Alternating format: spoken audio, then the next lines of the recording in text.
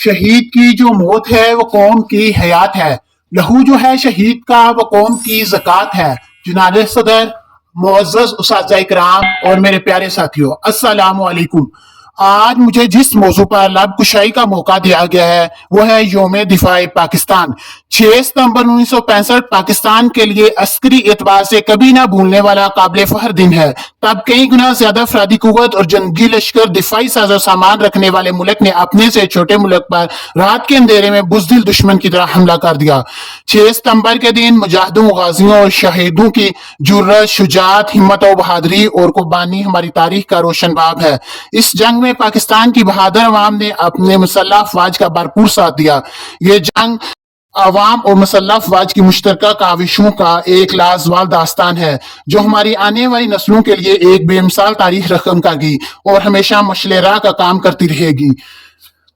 یہ دن جہاں پاکستانی قوم کے لیے ایک مشکل دن تھا، وہیں پاکستان کی بہادر جرری اور مسلح افواج کے لیے بھی ایک کڑا وقت تھا۔ فرزندان اسلام کی بے مثال لازوال کردار کی بدولت آج تاریخ میں پاکستان کو باوقار مقام حاصل ہے۔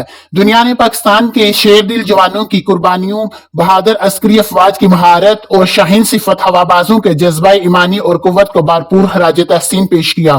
پوری قوم اپنی مسلح، بہادر بحری اور فضائی افواج کے پیچھے سیسا پلائی ہوئی دیوار کی طرح ڈٹ گئی۔ دنیا نے قوم کے ناقابل تصحیح جذبے کو تسلیم کیا۔ باطل سے ڈبنے والے اے آسمان ہی ہم 100 بار کر چکے ہیں تو امتحان ہمارا۔ 1965 کی جنگ کا آغاز اس وقت ہوا جب بزدل اور مکار دشمن نے رات کے اندھیرے میں پاکستان کے علاقے لاہور پر حملہ کیا۔ اس حملے کا مقصد لاہور پر قبضہ کرنا تھا۔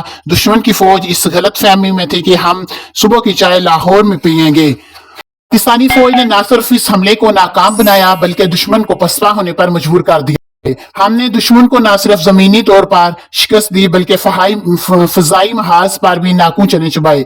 فضائی جنگ میں ایم عالم نے ایک لازوال کردار ادا کیا جس نے 52 منٹ میں 5 طیاروں کا شکار پرندوں کی طرح کر دیا۔ کبھی اپنے سینے پر بم باندھ کر اپنی جان کا پرواہ نہ کرتے ہوئے جوانوں کی صورت دشمن کو چٹی کا دودھ یاد کرایا، کبھی رشد منحاس بن کر دشمن کے ناپاک عزائم کو زمین بوس کیا، کبھی سپاہی مقبول حسین بن کر حب الوطنی کا ثبوت دیا تو کبھی میجر عزیز بٹی۔ سیالکوٹ میں چونڈا کے مقام پر ٹینکوں کی سب سے بڑی لڑائی ہوئی جہاں پاکستانی فوج نے ہاک چاٹنے پر مجبور کر دیا۔ کہتے ہیں کہ ہم اپنے وطن کی حفاظت کے لیے ہر ممکن کوشش کریں گے۔ یہ وطن تمہارا ہے تم ہو پاس باں اس کے، یہ چمن تمہارا ہے تم ہو نغمہ ہوا اس کے۔